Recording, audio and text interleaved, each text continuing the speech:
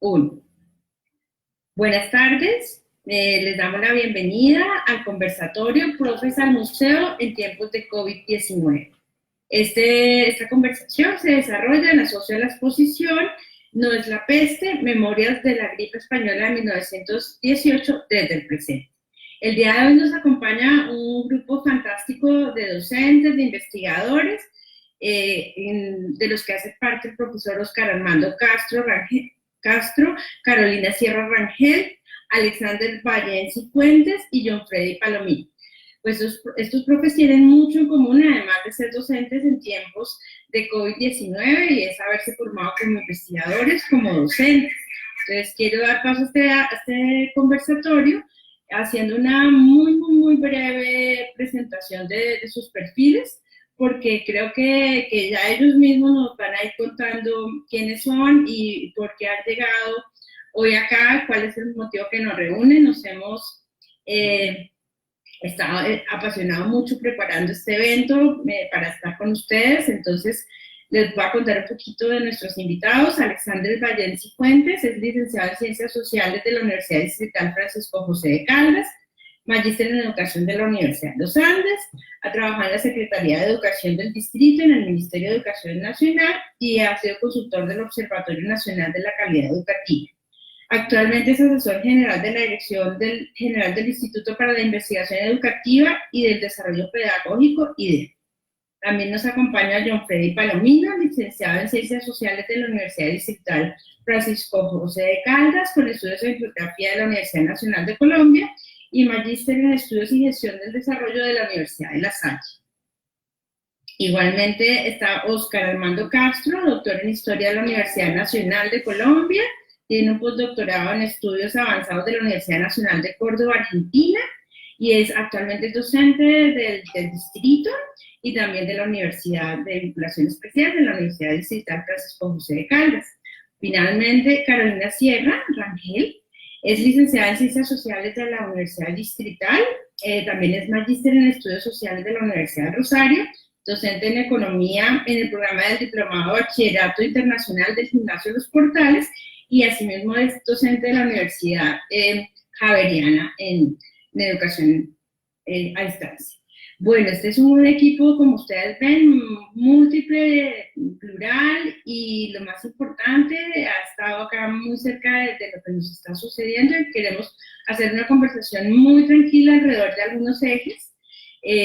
Empezaremos o queremos proponer hacer una mirada, ya pensando mucho en lo que hemos venido proponiendo desde la exposición, de qué fue esto que sucedió en 1918, y cómo 100 años después estamos evocando estas memorias, y ya lo más importante también, cómo nos afecta en la actualidad nuestro ejercicio como docentes.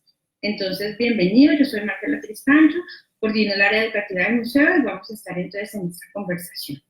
Con todos los asistentes, pues estaremos intercalando también preguntas. Entonces la propuesta es hacer esta conversación en la parte inicial, desarrollar estos temas de la peste, de lo que sucedió hace 100 años, de hacer este puente, y también queremos tocar otros aspectos como el ejercicio de la ciudadanía. Entonces iremos desarrollando nuestra conversación. Invitamos al profesor Oscar a comenzar recuperando un poco los sucesos del 18, y ya luego estaremos conversando entre nosotros y también con ustedes. Marcela, muchas gracias por la invitación, y también a todo el equipo de educación del Museo de Bogotá. Pues bien, para hacer un contexto general, empezar a encontrar esos hilos conductores entre la pandemia del 18 en Bogotá frente a lo hay que explicar cuál es el contexto de la pandemia en 1918. Entonces estamos en un país que es totalmente diferente a la Colombia que conocemos hoy en día. Es un país que ha salido de la guerra de los 1000 días, que devastó los campos colombianos. Es un país que está en el tránsito a modernizarse, pero sin embargo se mantiene una pugna que en últimas han ganado los conservadores a través de la regeneración con la Constitución del 86 y la formación del Estado centralizado que conocemos, y después la hegemonía conservadora que va a llegar hasta el año 30. Es un país plenamente rural, hay una crisis en la exportación de los commodities, el tabaco y la quinoa, y por eso es que se empieza a posicionar el café como principal producto de exportación para la obtención de divisas. Y tenemos que en este contexto el país comienza a generar otro tipo de ingresos. Por ejemplo, con el petróleo se ha descubierto recientemente petróleo con la concesión de Mares, que es la de Barranca Bermeja, durante el gobierno de José Vicente Concha.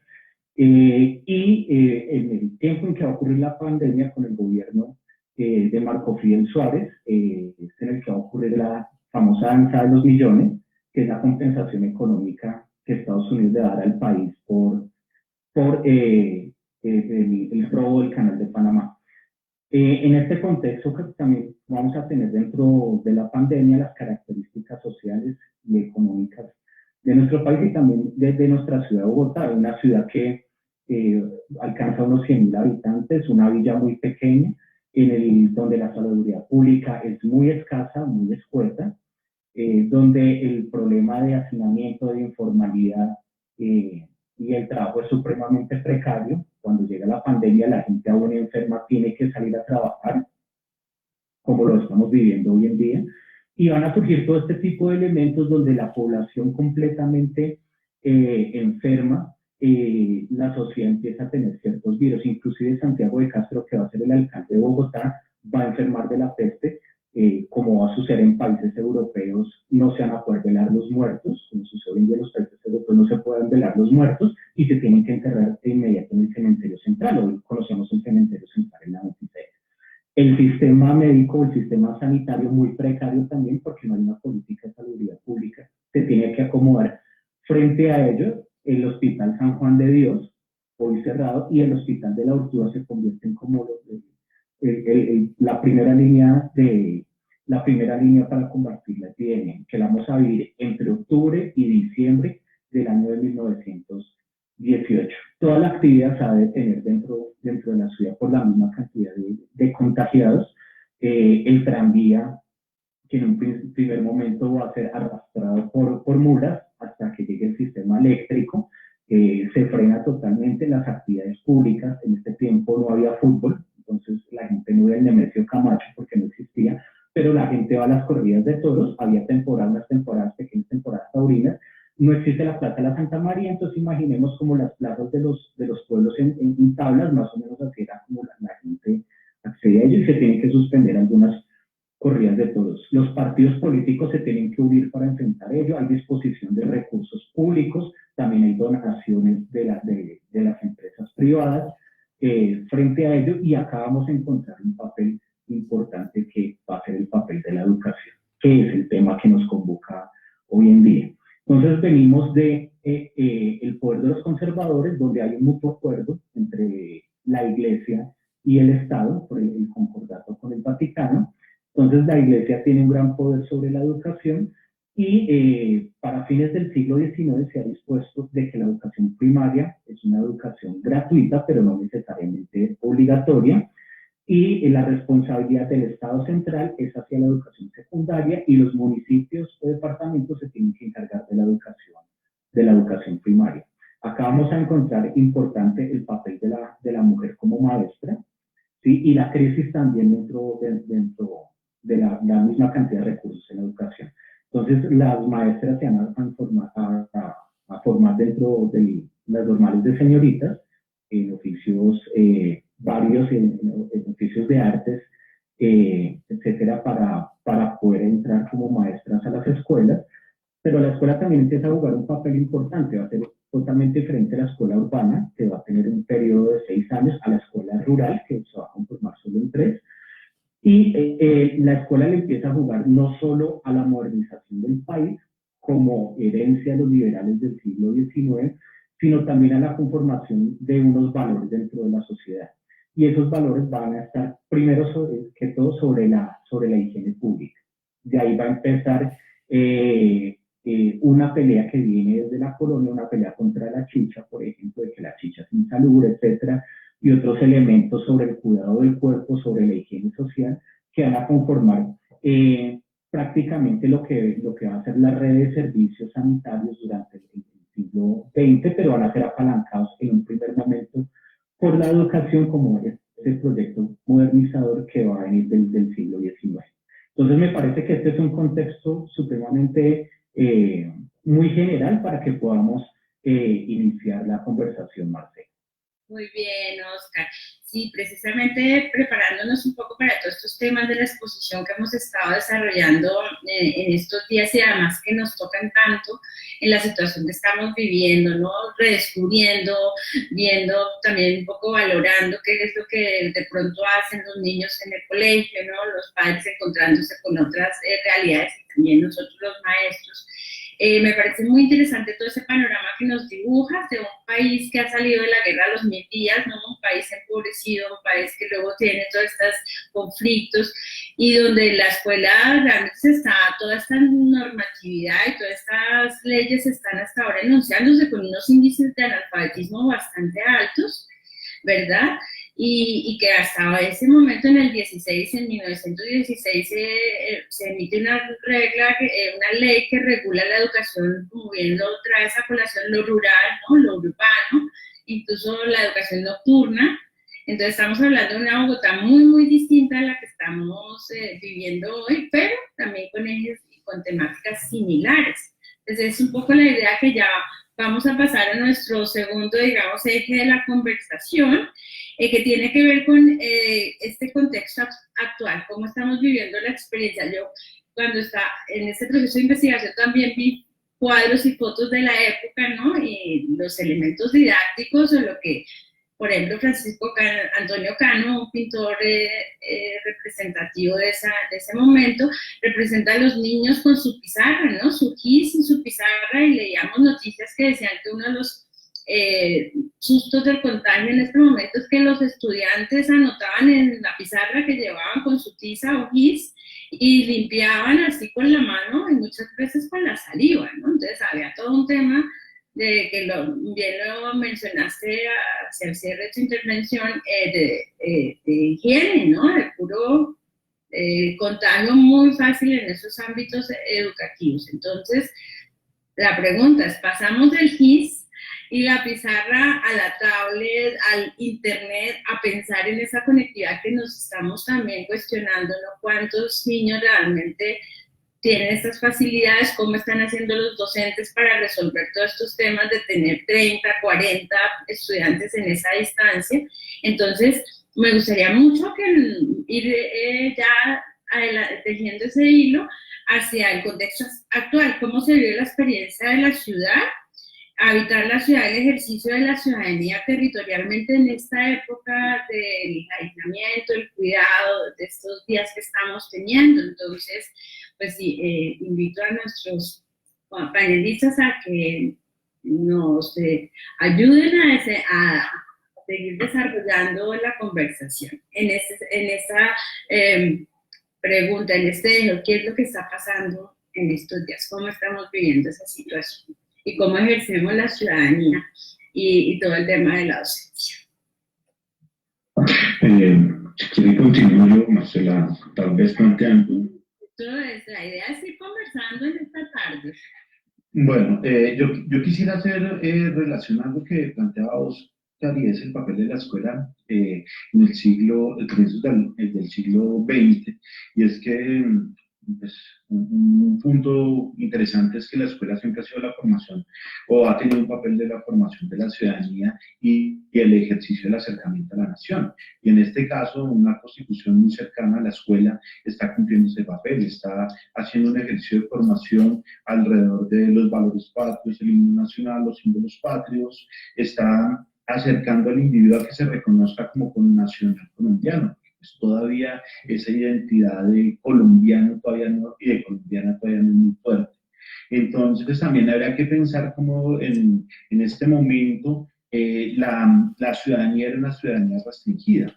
O sea, era una ciudadanía prevalente para un hombre mayor de 21 años, que tuviese unas condiciones económicas específicas, que supiera leer y escribir y que tuviera unas condiciones de propiedad. Las mujeres, los niños, las minorías étnicas eran restringidas de esta condición de ciudadanía. Si lo trasladamos al contexto de este momento, pensando en la ciudadanía también una relación entre esas condiciones de derechos, libertades y corresponsabilidades, pues en este momento histórico uno hablaría de unas múltiples ciudadanías. O sea, tenemos múltiples ciudadanías. Hay un reclamo por libertades y derechos de diferentes grupos, mujeres, niños, y se han ido posicionando etnias que habitan la ciudad. Estamos en una ciudad que si en el 18 habían 100.000 habitantes, hoy estamos casi al borde de 8 millones de habitantes, o sea, está supremamente poblada, somos megadiversos con una gran población y hay una exigencia de derechos, de libertades y de corresponsabilidades que nos exigen. Y en la medida específica de lo que estamos viviendo en este momento, yo quisiera hacer relevancia a que esa ciudadanía se ha expresado en una palabra muy importante que se llama solidaridad. La solidaridad vista en dos puntos. Uno, el cuidado y el autocuidado. En este momento se ha asumido un cuidado y un autocuidado. La mayoría de la población, así haya tenido necesidades de salir a la calle, ha sido cuidadosa y no ha permitido pues, que se propague fuertemente, y eso significa una corresponsabilidad más que la condición del deber ser. Es una condición de asumirse, de entenderse en el momento histórico, de asumir su ciudadanía, de cuidarse a sí mismo, pero cuidar al otro. La solidaridad ha sido, en ese término ha sido muy fuerte en la ciudad. Y en un segundo término, en la solidaridad junto con las personas en situación de precariedad. O sea, vemos cómo se ha movilizado buena parte de la sociedad a hacer colectas, a recoger mercados, a llevar donde hay una situación de marginalidad y de necesidad muy fuerte, donde los movimientos sociales han hecho un auge y un adhesivo fuerte a estas necesidades que están viviendo estas personas, y se ha visto un brote muy fuerte de unas relaciones casi que podríamos decir ciudadanas, comunales y cooperativas que se expresan en ese valor que uno podría entender muy fuerte dentro de esta sociedad contemporánea que había desaparecido, que es la solidaridad. ¿Sí? Entonces, creo que eso es una de las cosas que uno podría refrendar pensando en esa relación libertades, derechos, corresponsabilidades que configuran los órdenes de ciudadanía. Eso me parece muy interesante esta intervención, y es el tema de convertirnos en sociedad civil, ¿cierto? De todo este tema de la corresponsabilidad.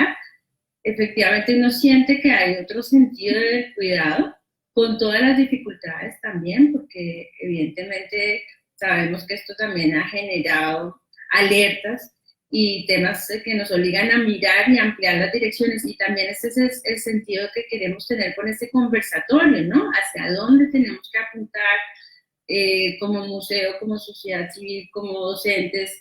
¿Cuál es nuestro papel en esta gran conversación? La estamos haciendo acá entre nosotros con una serie de asistentes que están haciendo unos aportes muy interesantes que ya iremos también introduciendo esas observaciones que nos están haciendo, pero también abriendo este espacio hacia esta ciudadanía, que es también una corriente importante, un sentido amplio de cómo estamos construyéndonos en esta diversidad de la que estamos hablando. No sé, Carolina, por ejemplo, Carolina, ya quisiera que nos contara un poquito más. Carolina se mueve en un ámbito pedagógico bien específico que también nos hace pensar en el 18, ¿no?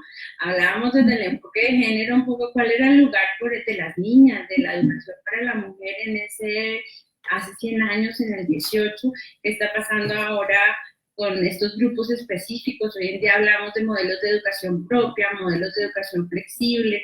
El panorama pedagógico se ha abierto, se ha visibilizado. Creemos que todavía hay muchas cosas por hacer y en las cuales trabajar, pero evidentemente 100 años después estamos hablando de otras aperturas. No sé, Carolina, ¿cómo ves ese tema también? Sí, bueno, quería conectarlo un poco con lo que mencionaban Oscar y John, y que pienso que es preciso, digamos, entender la situación de la emergencia sanitaria en ambos sentidos, tanto tanto en el ejercicio de la ciudadanía como en lo que nos representa en el desafío de la experiencia pedagógica como una oportunidad. Y una oportunidad, retomando lo que decía John en términos de la construcción de la ciudadanía, siento que parte del aislamiento social pues ha transformado completamente nuestra experiencia de ciudad y nuestra interacción con el entorno y con los demás. Cambia efectivamente pues nuestros comportamientos, pero también los vínculos que construimos con la ciudad y con el resto de las personas con las que habitamos la ciudad. De repente, como decía él, nos encontramos en un escenario en el que estábamos buscando de muchas formas darle orden y sentido a todo esto que estamos viviendo. Tenemos una relación mucho más consciente con la ciudad, entendemos cómo debemos comportarnos a través de comportamientos un poco más medidos, educados, responsables con la ciudad y con quienes la compartimos, ¿no? Creo que es la primera vez que nos damos cuenta que habíamos perdido una noción de pertenecer a una comunidad y especialmente a una ciudad como lo menciona John, pues tan diversa como Bogotá, en la que a veces habitamos muchos y la sentimos como propia pocos, ¿no? Esto hace que esta situación de emergencia haga que aprendamos a ser un poco más sensatos, entendamos que tenemos una responsabilidad como ciudadanos de participar activamente tanto en la vida social, política y económica de nuestra comunidad, porque siento que por primera vez se hace comprensible el poder que tienen las acciones individuales sobre lo colectivo, entendiendo que debemos priorizar el bien común sobre nuestras necesidades particulares, y eso genera una transformación enorme en ese ejercicio de la ciudadanía. Nos conduce a ser otro tipo de ciudadanos definitivamente, nos lleva a pensar en conocer nuestros derechos, respetar nuestros deberes. Como lo decía también John, yo sí quisiera retomar cómo esta situación sí nos ha permitido como ciudadanos visibilizar las realidades de los otros. No es que no existieran antes estas realidades, sino que eso nos ha permitido que sean más latentes y más perceptibles, creando, digamos, haciendo que emerja en nosotros precisamente esa necesidad de ciudadanía activa y esa relación de hermandad en la empatía, lo que siente el otro y desde dónde, desde qué lugar vive el otro esta situación, ¿no? De facto hay que entender que no es una situación en condiciones de igualdad para ninguno de nosotros. Nosotros pues precisamente vivimos en una sociedad con múltiples brechas sociales que se hacen mucho más perceptibles en un momento de emergencia y que se trasladan, si lo revisamos, tanto al ejercicio de la ciudadanía como al ejercicio educativo, ¿no? Y precisamente, por ejemplo, desde la perspectiva y la vivencia que yo he tenido, ha sido muy distinta a la que otros profesores y otras comunidades educativas puedan tener, lo cual implica retos completamente diferentes también. Pero sí siento que por primera vez se hace mucho más perceptible lo necesario que es construir alianzas, que es superar las dificultades juntos, que es ejercer una ciudadanía activa aportando ideas, promoviendo cambios, y especialmente siento que esto nos ha llevado a ser mucho más conscientes en la relación con los demás, reconociéndolos como sujetos de derechos. Yo creo que en definitiva vivimos de forma muy distinta la ciudad y el ejercicio de la ciudadanía, y vale la pena aprovechar este espacio que nos está dando la pandemia para revisar qué tipo de sociedad es la que estamos viviendo, en la que nos estamos convirtiendo, y debemos cuestionarnos qué vale la pena construir ahora y qué vale la pena mantener de lo que ya teníamos, ¿no? Finalmente, como para cerrar esta idea de la ciudadanía, quisiera también decir, claro, una de las responsabilidades que tenemos como ciudadanos radica en comprender nuestro entorno y lo que sucede alrededor nuestro, ¿no? Y esta es una situación completamente atípica que hace que casi que excedan nuestras capacidades de entendimiento. Yo lo explico en dos sentidos. Para mí tiene una explicación en la razón de que antes, digamos, como colectivo, no habíamos vivido una situación que nos tocara a todos como comunidad global desde también lo local, ¿no?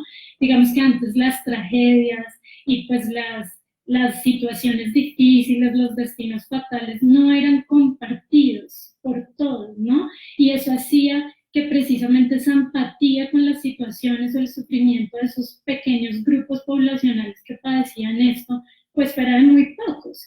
Pero como la situación ahora nuestra es global, eso hace que esta sensación se nos vuelva un poco inexplicable, ¿no? Y en ese sentido, pues el ejercicio de la ciudadanía nos presenta miles de cuestionamientos. También se hacen incomprensible en el sentido que vuelvo a repetir, de facto, este no es un asunto en condiciones de equidad para todos, pues dada la naturaleza de las desigualdades sociales y las brechas sociales que hay en nuestro entorno, ¿no? Pues no sé, Marcela, si seguimos ampliando lo de la pedagogía o ya lo dejamos para más adelante. El eje de la pedagogía era nuestro tercer eje, pues digamos, de estos ejes que nos propusimos cuando preparábamos esta conversación, coincide con preguntas o con observaciones que están haciendo los participantes que tenemos en este momento del Facebook Live. Entonces, pues creo que lo podríamos abrir, ¿no? A menos si alguien quiere completar lo de la ciudadanía, porque también había un tema acá interesante, era ese ejercicio de la ciudadanía en relación con el territorio, ¿no? Entonces recordemos que hace 100 años estábamos hablando de una ciudad en la cual no existían o eran pueblos, municipios, Usme, Engativá, Usaquén, Fontibón, Bosa, se me está quedando tal vez uno, bueno, 6 de nuestras localidades eran municipios. Entonces, hoy estamos hablando de una ciudad que territorialmente es más grande, una ciudad que es en un 25% urbana y 75% rural, no una ruralidad que hoy en día aún todavía a veces ignoramos un poco. Y eso nos lleva a pensar, no estamos viviendo lo mismo esta situación las personas de la zona rural, ¿no? Estaríamos hablando de Pasca, Pastilla, El Bertón, Usme, toda esta zona rural que tiene Bogotá, a los que estamos en una centralidad o que tienen más acceso a ciertos medios. Entonces, lo que Carolina bien nos anota de esta desigualdad, de estas brechas, se vivía en el 18 y evidentemente también lo estamos evidenciando hoy en día. Y eso nos hace repensarnos también. Creo que con mucha razón hablabas de que nos tocaría pensar qué es lo que está emergiendo en el sentido de lo que surge, ¿no? También es el sentido de la emergencia. ¿Qué es lo que está saliendo? ¿Qué es lo que tenemos que volver a armar y qué tenemos que aprender de esta situación? Entonces, no sé si para ir cerrando este eje de conversación del territorio y ciudadanía, alguien quiere hacer otra aporte o seguimos hablando un poquito más de cómo ha sido la transformación de la experiencia pedagógica desde la virtualidad en esta época de aislamiento de la cuarentena. Ay, Oscar, yo veo que Oscar, ¿estás hablando? No. A ver. Oscar, no sé si veo el micrófono, perdón, prendió, pero no le... Bueno. Bueno, entonces yo... Ya listo. Tenemos hoy dos Oscar en el panel, Oscar Arnaldo y Oscar. No, una pequeña acotación redondeando un poco la idea que están mencionando los invitados, es lo siguiente, que si bien en este momento los maestros y los estudiantes estamos en nuestra burbuja del hogar, sí es pertinente que los maestros estamos configurados también para sostener el espectro cultural, ¿no? Para sostener la cultura y el proyecto civilizatorio en este momento, mientras pasamos el momento de crisis. También es importante resaltar de que si bien en el 18, como tú lo señalabas y como los índices de aquel momento demostraron que ser un país con alto nivel de analfabetismo, y que inclusive colocado a comparación a otro país como Argentina, la diferencia era casi del 20%, en este momento sí subyace otro elemento, y es el analfabetismo digital, de que si bien está una infraestructura para podernos comunicar, el analfabetismo digital nos ha impedido, ¿sí? Tanto por el acceso a los recursos materiales, que pueda existir esta retroalimentación para el sostenimiento de la cultura, sencillamente eso. Muy bien, muchas gracias, Oscar, por esa aporte. Bueno, sigamos con tu tocayo, ¿no? Oscar Alexander. Bueno, Oscar solo me dice mi mamá cuando está brava conmigo, ¿no? Pero bueno. Eso dicen en las casas. Bueno, siguiendo con la línea de conversación muy interesante, creo que hemos abordado un poco la mirada desde el tiempo la pandemia en el tiempo en Bogotá. Pasamos un momentico por el territorio, yo quisiera, y bueno, para pasar a la educación, yo quisiera que tratar de integrar un poco las tres miradas hacia algo que me interesa bastante, y es cómo el museo realmente puede responder a estas necesidades de ciudad hoy, en educación y en todo lo demás, especialmente con lo que decía Oscar, de la cultura. Cuando los museos nos invitan a mirar al pasado, un poco en función del presente y también en función de mirar hacia el futuro.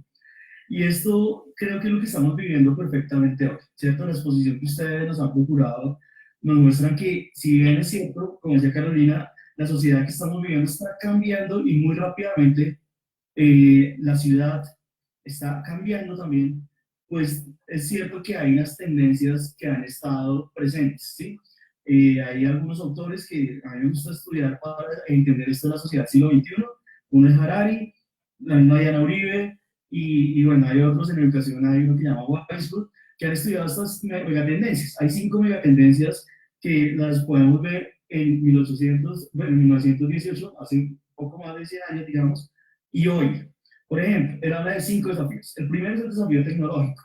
En estos momentos y hoy hay desafíos tecnológicos, obviamente a partir del contexto y del tiempo, ¿no? La pizarra y el tablero y el pupitre, pues es lo que hoy también la escuela tiene ahí, porque igual paradójicamente seguimos con tablero y pupitre, ¿sí? Ese cambio tecnológico nos cuesta muchísimo, pero estamos trabajando en ello. Ahorita en el otro eje les comento un poco lo que estamos haciendo con el líder, Profes en Acción, que es una estrategia buenísima, pero bueno, esa sociedad actual y la que viene y la que estuvo, tiene ese desafío tecnológico. Si miramos otros países, esta tecnología está sirviendo para mitigar el tema de la pandemia. Corea del Sur es un ejemplo, aunque eso tiene sus debates, pero lo está haciendo, y todo Oriente y Occidente está pues en una discusión frente a eso, ¿no? Frente al control para la sanidad. ¿Justifica perder la privacidad para tener un control o no?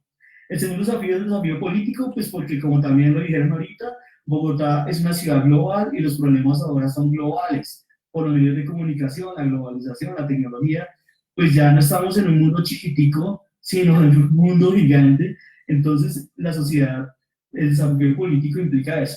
¿A qué responden las decisiones políticas? ¿A qué intereses? ¿Y hacia dónde va la sociedad del miedo, ¿no? El tercer desafío es el desafío cultural.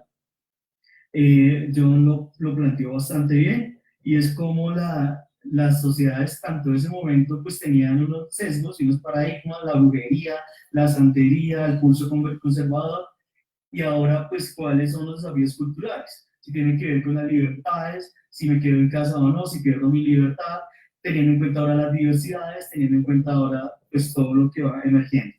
¿Quién se queda en la casa? Y si se queda en la casa, ¿quién lava? ¿Quién plancha? ¿Quién cocina? ¿Quién trabaja? ¿Cierto? ¿Quién debe salir? La cuarta megatendencia es interesantísima, creo que aquí el museo va a ser clave, es el tema de la verdad, ¿sí? Siempre ha estado en pugna quién tiene la verdad, si el Partido Conservador o el liberal, o si los noticieros, o si la ciencia, o quién. Entonces, en este caso, la verdad le da sentido y nos da alternativas de decisión, al menos de elementos, juicios y éticos, ¿no? Y la última es, pues, la resiliencia. La última megatendencia que exponen estos autores es que, sea lo que sea que esté pasando, la sociedad siempre ha salido adelante, siempre ha aprendido y siempre ha forjado nuevos valores. Entonces fue muy importante la responsabilidad, fue muy importante la solidaridad. Hoy día son muy importantes la responsabilidad y la solidaridad, y si seguimos como especie existiendo en 100 años o 200, será muy importante la responsabilidad y la solidaridad. Muchas gracias, Alex. Pues ahí vamos dibujando, vamos ya redondeando un poco estas ideas en torno a estas transformaciones que nos ha generado ser profes en tiempos del COVID-19. Para cerrar este eje, y ya que tenemos preguntas acá de nuestros participantes, no sé si alguien quiera acotar algo más relacionado con cuál ha sido este cambio que la virtualidad nos ha venido imponiendo, la virtualidad y pues las condiciones en las que estamos viviendo este tema de ser profesor por estos días. Pues, Marcela, a mí me gustaría desde mi experiencia, pues obviamente desde el ámbito privado, pues retomar un poco lo que dijo John sobre la función tan importante y valiosa que está cumpliendo en este momento la educación como generadora de cultura y lo importante que es que en este momento se cuente con el aprecio de la sociedad por la función transformadora que están ejerciendo los docentes. Cambios pues múltiples, todos creo que desde las particularidades de cada una de las comunidades educativas estamos viviendo diversos cambios en la experiencia pedagógica que se relacionan obviamente, por ejemplo, con la ausencia del espacio físico escolar y el rol del docente que nos ha implicado, bueno, a diferencia de 1918 en la actualidad, obviamente contamos con múltiples interacciones virtuales y plataformas tecnológicas que nos permiten generar otros diálogos, tanto con nuestros estudiantes como con sus familias y generar otro tipo de lazos. Y esto ha hecho que pues obviamente la función del docente se transforme totalmente, se vuelve mucho más dinámica, mucho más creativa y que privilegie obviamente en nuestros estudiantes el desarrollo de habilidades por encima de contenidos inconexos. Yo creo que es uno de los grandes retos que tenemos en esta modalidad virtual y es superar finalmente esa idea de la escuela como solamente revisora de contenidos, sino en práctica de estrategias para el desarrollo de las habilidades de nuestros estudiantes, habilidades que también se vuelven mucho más fuertes en la escuela, por ejemplo, el desarrollo de las habilidades sociales y emocionales de nuestros estudiantes. Creo que es una oportunidad que nos está dando esta pandemia a la educación y es responder a la pregunta eterna de los estudiantes: ¿para qué yo aprendo esto? ¿Cierto? El saber de todas las asignaturas integradas debe permitirles a nuestros niños y a nuestros jóvenes entender la situación en la que nos encontramos y entender finalmente la conexión que existe entre las diversas áreas del conocimiento que hay en la escuela y que surgen a partir de estas, ¿no? Debemos preparar a nuestros estudiantes para entender la incertidumbre, para prepararlos para un mundo en constante y real cambio que por primera vez para algunos es perceptible. Digamos, las matemáticas deben permitirles entender qué tan importantes son las cifras para la toma de decisiones gubernamentales, ¿no? Las ciencias los pueden llevar a entender la importancia de las innovaciones tecnológicas y científicas en una sociedad. Las ciencias humanas estamos llamadas a brindarles herramientas para entender qué estamos viviendo y de qué forma podemos superarlos. Mira la importancia de los deportes y las artes, de generar en ellos esa sensibilidad y ayudarlos a sobreponerse a este tipo de situaciones. En conclusión, creo que la educación está teniendo un espacio para repensarse y para repensar precisamente el desarrollo de estas habilidades, pues en pro del bienestar de nuestros estudiantes y obviamente de todas nuestras comunidades educativas. Yo creo que una cosa importante es entender que nosotros somos comunidades educativas. Esto no es solo de docentes y estudiantes. En las comunidades educativas estamos hablando de las instituciones, de los padres, del Estado, de las políticas.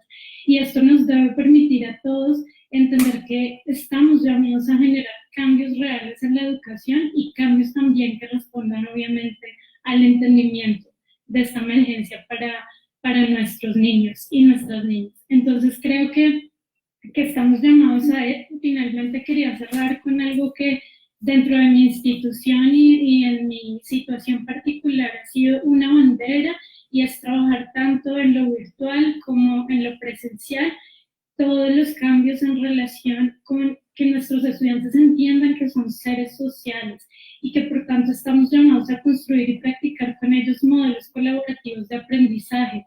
Es el momento en que ellos deben superar esa idea de la competencia y empezar a entender que podemos construir conocimiento de forma colectiva.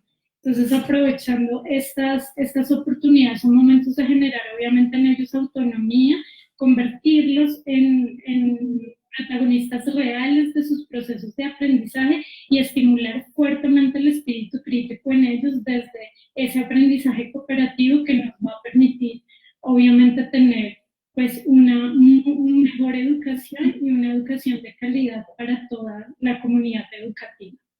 Muy bien, yo me voy a aprovechar de estas ventanas que nos abre Carolina para formular o transmitirles una de las preguntas que nos hacen nuestros participantes. Dice, ¿cómo sacarle el jugo al aislamiento obligatorio y convertirlo en una experiencia pedagógica enriquecedora? Y creo que parte ya Carolina nos ha dado algunas pistas, además se ha preguntado sobre su propia experiencia, ¿no? No sé quién quisiera conversarnos un poquito sobre eso, o darnos su punto de vista. Bueno, a mí me gustaría contarles algo en relación a esa pregunta, pues que precisamente nos está permitiendo aprovechar, sacarle provecho y jugo a esta situación, y es desarrollar nuevas habilidades y nuevos conocimientos frente a algo, por ejemplo, como la tecnología. Profes en Acción es una estrategia que el instituto está adelantando, el IDEA, de la mano de la Secretaría de Educación. Se llama, toda la estrategia global se llama Aprende en Casa, quizás ustedes han escuchado, la estrategia institucional, en donde buscamos, pues, de las diferentes vías que existen, atender y garantizar el derecho a la educación a nuestros estudiantes. Sabemos que hay estudiantes que tienen, y profesores que tienen internet y computador disponible 24/7, pero hay profesores y estudiantes que tienen computador e internet, pero lo comparten con su familia. Hay otros, ya de pronto profesores no, pues estudiantes sí, que no tienen computador, pero tienen, digamos, celular con Wi-Fi o algunos datos. Y hay otros que no tienen ni computador, ni celular, ni internet, sino televisión y radio, ¿cierto? Incluso pueden haber los que no tengan tampoco nada de estos artefactos. Para estos, pues tenemos unas estrategias diferenciales. Los maestros lo que están haciendo es es como identificar cuáles son esos segmentos poblacionales y atenderlos incluso con llamada personal 1 a 1. Pero en el tema tecnológico sí estamos aprovechando para aprender a hacer este tipo de cosas. Esto que estamos haciendo acá, estos conversatorios, que ustedes ya lo están haciendo con sus estudiantes, algunos ya manejaban estas herramientas, pero la verdad es no todos, ¿no? Entonces, ¿hoy qué tenemos? Tenemos 160.000 visualizaciones de clases, ya tenemos cerca de 140 clases en el canal institucional del IDEA, 60 maestros que han estado trabajando en editar los videos, en planear las clases, hacer ese contenido muy bien hecho, muy sencillito, y además trabajando ahora con otros maestros para inspirarlos. Entonces, para responder a la pregunta concreta es que se le puede sacar jugo a esta situación desarrollando nuevas habilidades y, en este caso, los maestros desarrollándonos profesionalmente en estas herramientas. E incluso, como lo entiendo yo, Alex, según lo que nos cuentas, también volviendo a métodos a formas de comunicación muy tradicionales, pero que en el país han sido históricamente contundentes, como la radio, y había que recordar todo este tema de que muchas personas deben su primaria a Radio Sutatensa, por ejemplo, o la formación de la mujer en el campo apoyada. Entonces creo que hay que rendirle también tributo a la radio y entusiasmar a estas nuevas generaciones por esos medios maravillosos. Colombia es un país también de radio, es un país rural, eso no hay que olvidarlo. Gracias por recordarnos.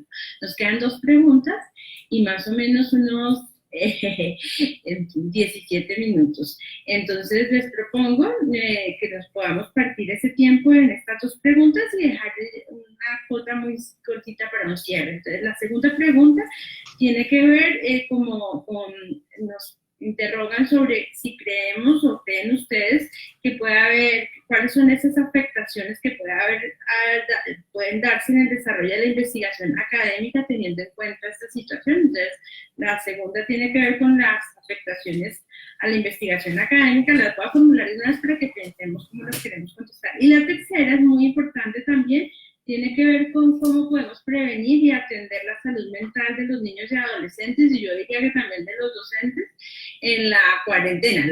Mi mirada a los docentes la metí yo ahí, es la pregunta. Entonces, la segunda pregunta de cómo creen que se está afectando la investigación por esta situación.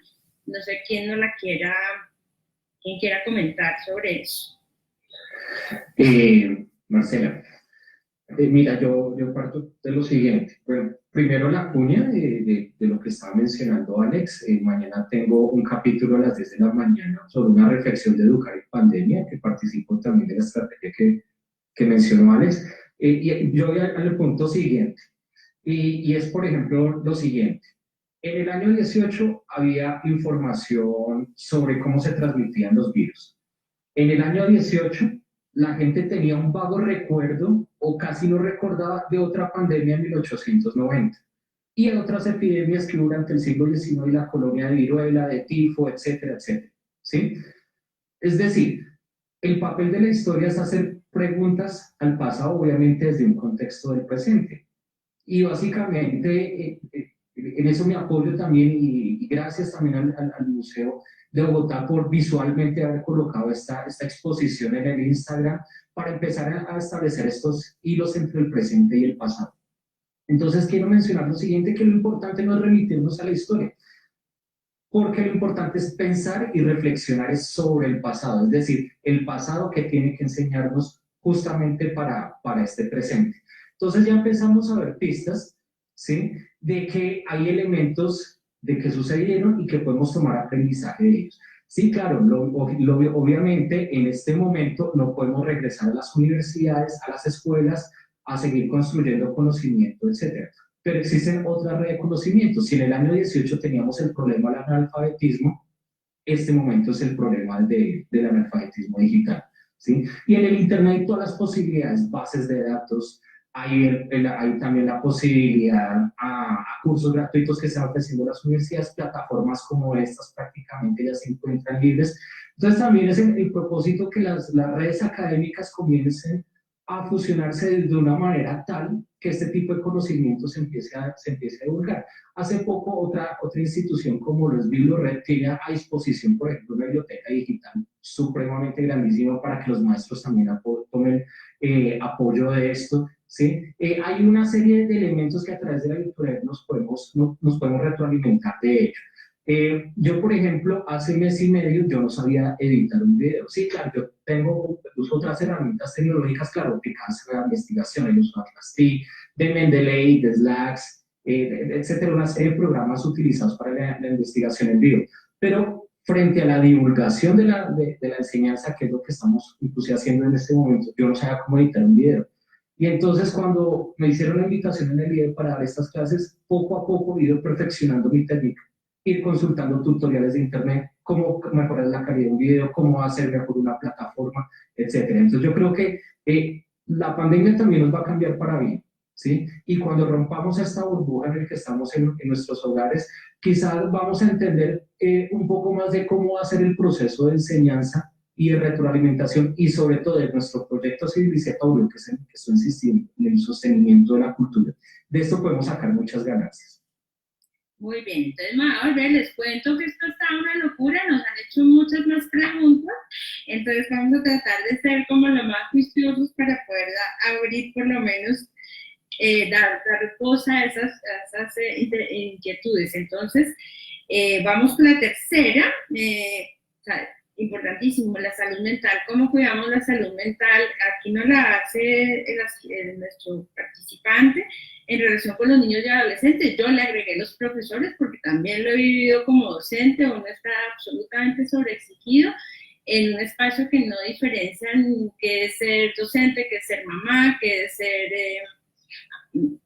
ser humano, digamos. Entonces, retomemos la pregunta, ¿cómo hacer con esas afectaciones que podemos experimentar o que pueden experimentar particularmente niños y adolescentes? Y bueno, pues...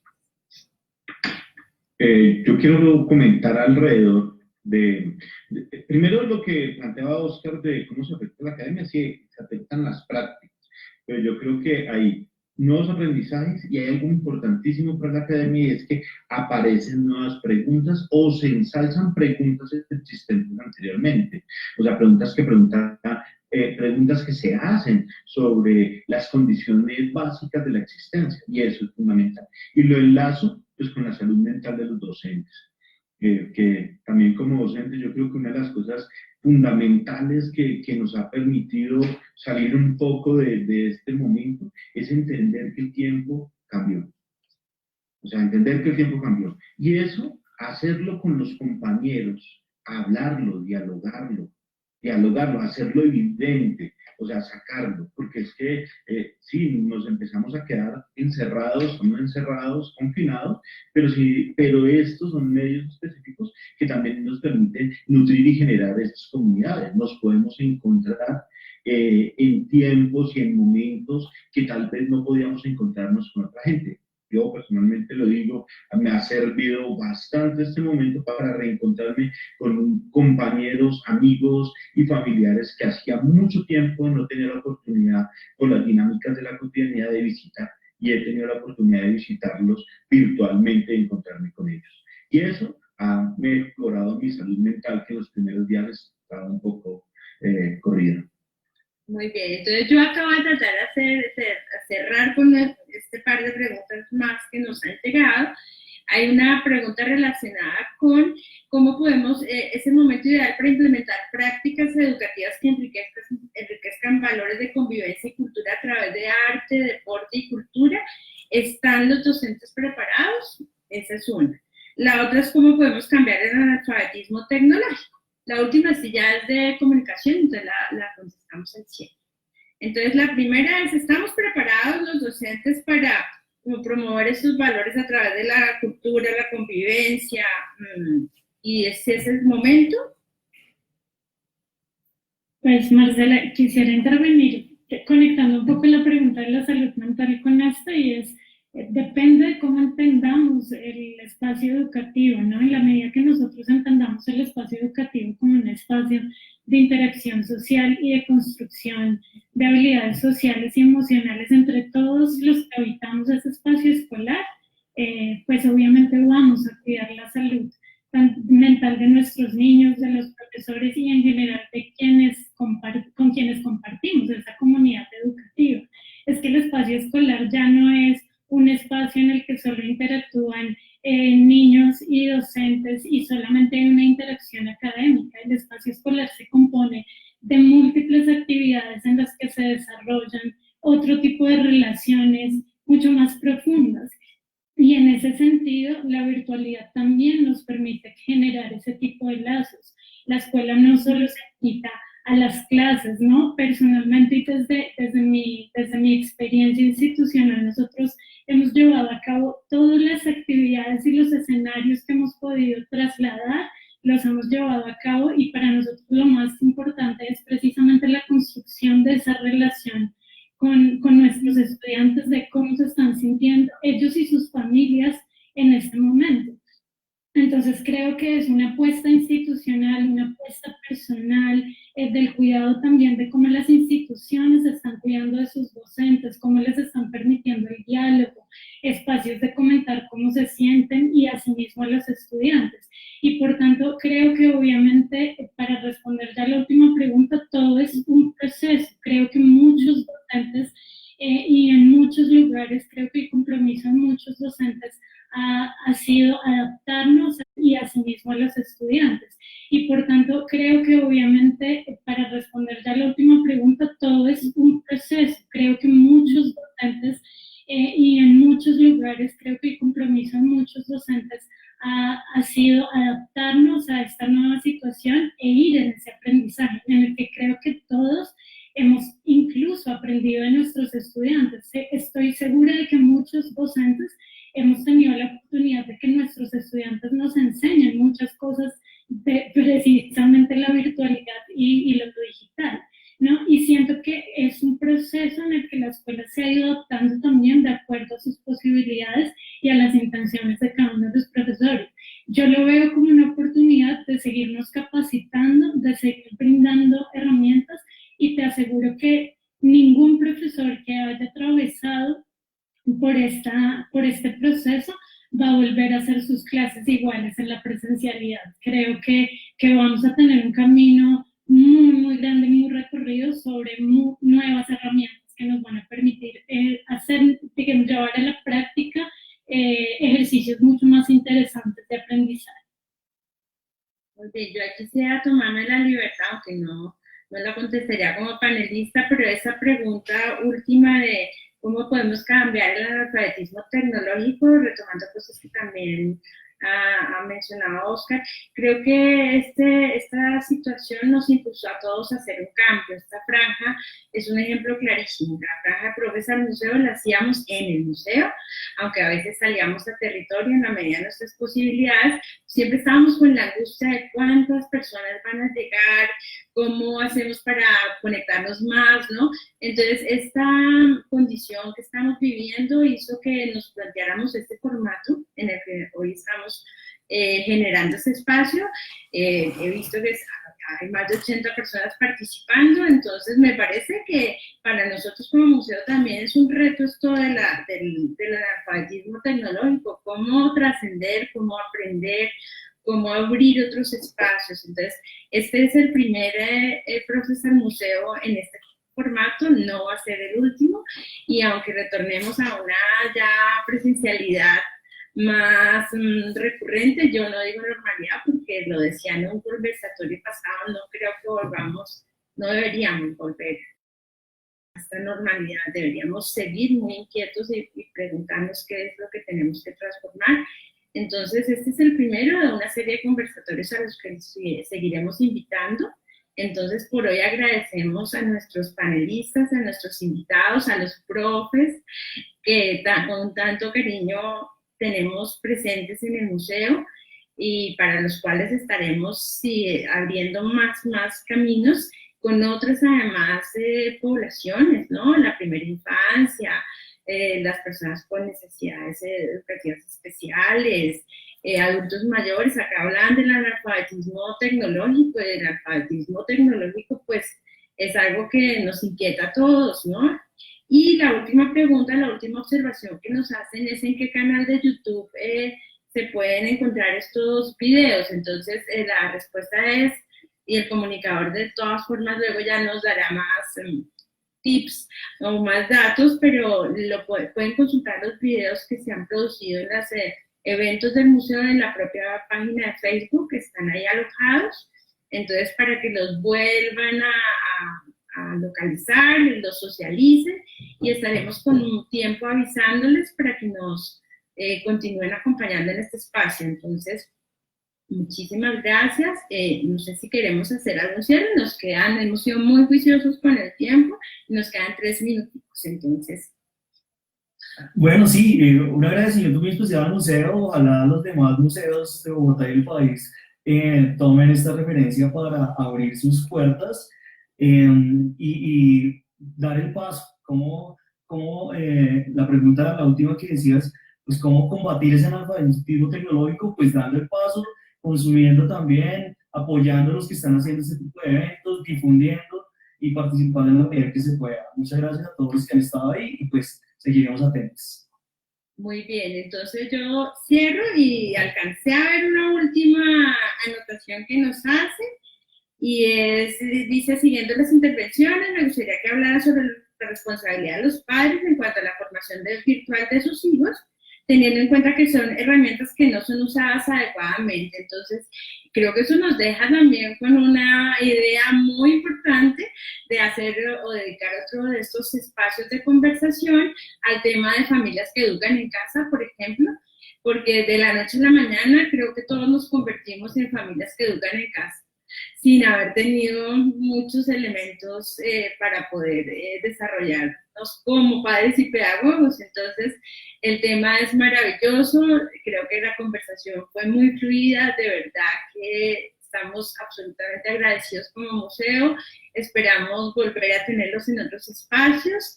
Recuerden, este live va a quedar disponible para que nos sigan haciendo comentarios, nos retroalimenta muchísimo saber de ustedes. Entonces estaremos en esta sintonía. ¿Alguna otra recomendación?